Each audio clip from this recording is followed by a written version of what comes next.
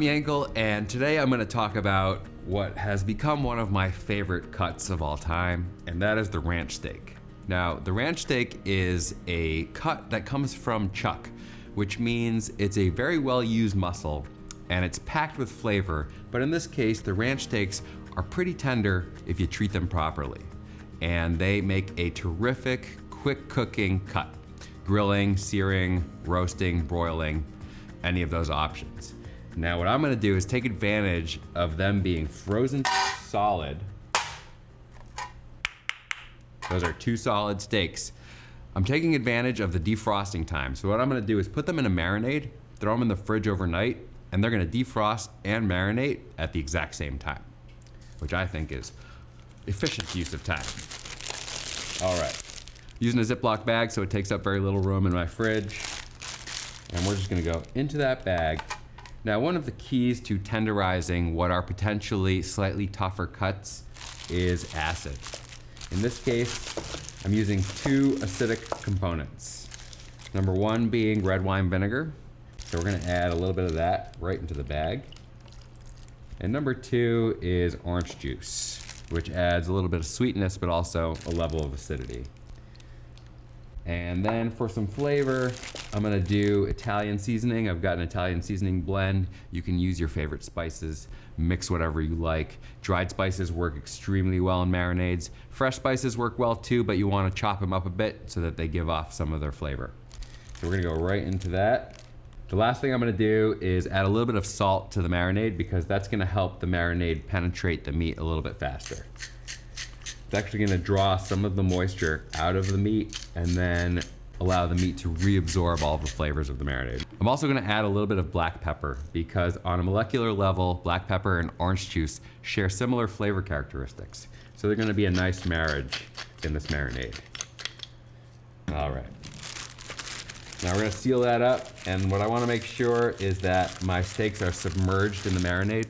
If they're not submerged completely, that's okay. Halfway through the marinating process, maybe tonight before I go to bed, I'll just flip it over, and that way both sides get equal treatment. So I'm gonna seal that up. And then of course, I'm just gonna leave it on a rimmed tray, just in case there's any leakage. I'm gonna see you tomorrow morning. My steaks have marinated overnight. They're fully defrosted. They're looking pretty nice. I can see they've absorbed a good amount of the marinade. They're gonna be super delicious, but in an effort to keep them even more tender, I'm going to reverse sear them. And what that means is they're going into a low temperature oven, 225 degrees, and they're gonna cook slowly, and then we're gonna sear them at the end. And the reason I'm doing that is because I want to keep the protein fibers in the muscle as relaxed as possible. That's going to give me the maximum tenderness. And it's also going to draw out the flavor really slowly and retain a lot of the moisture. That high heat at the end will give me the crust I need, but low temperature throughout means it's staying juicy and growing in tenderness. So that's what we're going to do. So I'm just going to pull them out of the marinade. And actually the low temperature oven is going to evaporate a lot of the surface moisture, which means at the end I'm actually going to get a better sear than if I were to do it right now. And you can see I'm using a wire rack here.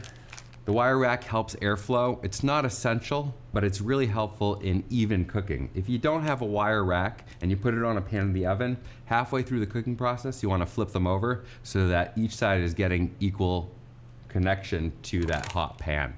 We don't want one side to just cook more than the other side. And now I'm just gonna give them a quick little salt and pepper before they go into the oven. That's just gonna bring out a little bit more flavor.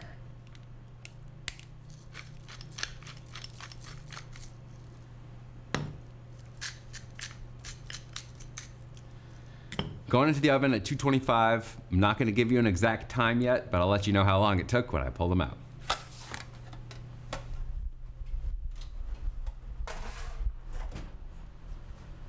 See you in an undetermined amount of time. The undetermined amount of time wound up being about 20 minutes before my ranch steaks reached 115 degrees internal temperature. But I did not rely on time itself. I used my trusty thermopan, which lets me know exactly what the internal temperature is. I set a timer for 15 minutes and the steaks had reached around 90 degrees at that time. So I set another timer after that for 5 more minutes, and that was perfect. Remember, the thermometer is gonna tell you the truth. Time is a lie. All right, so now what we're gonna do for the end of this is give them the sear. And what I wanna do is I wanna build a nice crust on the outside. So I'm using my cast iron pan, which I'm gonna heat up pretty high heat. I want it to sear really quickly. I don't wanna continue cooking the steaks. I just want the outside to get a nice crust. So if we go with the high heat, that's gonna happen really fast without overcooking the inside. Now, 2 more things that I'm gonna do is add some butter to the pan and baste the steaks, because that adds a really nice flavor. And then I'm using up some leftover thyme that I had in my fridge. This is a great way to use up herbs that are just about to reach the end of their life, that are sitting in your vegetable drawer that you wanna get rid of. Throw them in a pan when you sear some steaks, add a little butter, and the butter will actually transfer all that herby flavor into the steaks. So we're gonna use a high temp oil for the sear, avocado oil, and I'm gonna let that basically come to a smoking point before I add the steaks to the pan. We're gonna crank that up a little bit more. Now, my other key tool here for basting is a nice wide spoon that can scoop up a good amount of butter at a time. Some people ask me why I put butter in a pan with a steak that already tastes delicious, and honestly, the answer is it makes it taste even better. It doesn't taste like butter, but when butter fat burns, it becomes brown. It ends up adding this nutty richness that really complements meat. So we're just building meat flavor on top of meat flavor. Waiting for a little bit of smoke. And I see a little bit around the edges. There are kind of 2 key points when you know your pan is hot enough. One is a little bit of smoke happening, and the other is the oil begins to coat the surface. It moves around on its own. I think we're ready to go into that pan. I'm gonna take my chances. So I've got this beautiful, and you can see fairly tender, still soft, 115 degrees, is still rare inside, ranch steak. Going right into the pan. Now I'm pressing down to make some contact. I want to make sure every inch of that steak is touching the pan for a good hard sear. And I'm going to let them sit for about 1.5 minutes before I flip them over. And then I'm going to let the other side sear just a little bit before I add butter. Butter's going to drop the temperature of the pan just a bit. So I want to make sure I get a good sear going before I cool the pan down.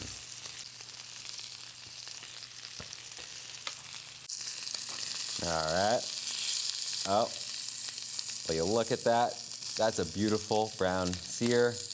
Perfect crust. I'm gonna flip those over.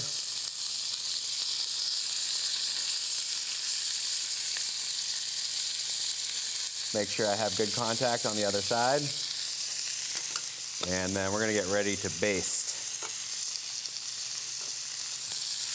So I've got a towel ready so I can manipulate the handle of the pan without burning myself, because I'm gonna tilt the pan a little bit so that I can scoop up the butter more easily. And I'm actually gonna move these to my side. Great. Now we're gonna add the butter. You don't need to use a lot of butter, but I think it looks better on camera when I use a bunch, so feel free to use half the amount I'm using when you do this at home. And then we're gonna throw these herbs right into that melted butter. That's my favorite sound. Herbs crackling. Now the butter starts to brown, and you can see it starts to foam up a little bit. That's the ideal time to start basting your steaks.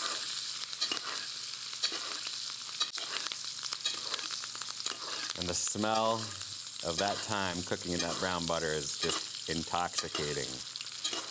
It also adds this nice gloss to your steak, so they look extra beautiful.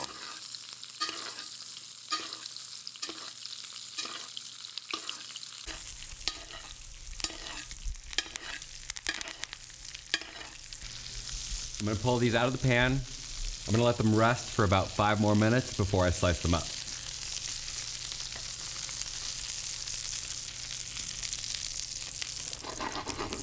You know what I'm gonna do? Save all that beautiful butter to drizzle over them when I put them on a plate.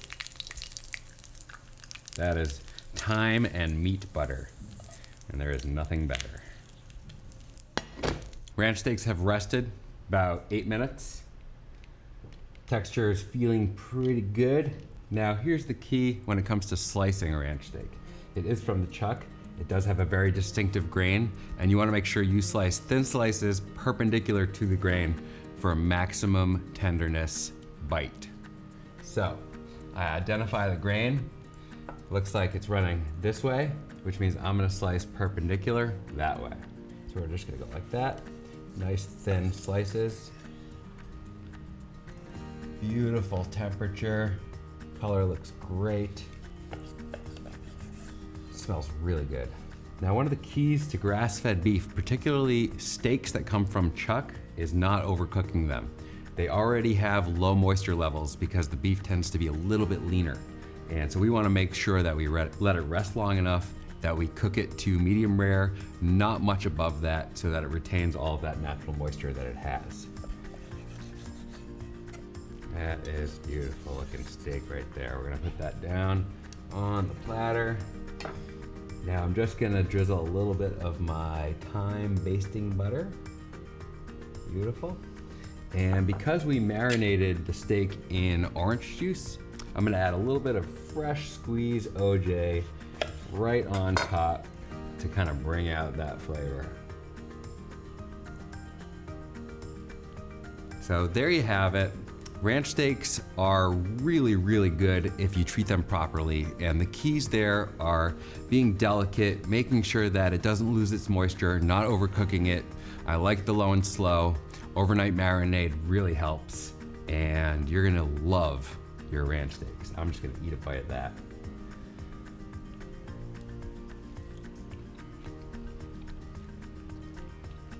My opinion, that's better than New York strip any day. Just so much more beefy flavor. Same tenderness if you do it right. I'm Yankel. Go love yourself some ranch steaks.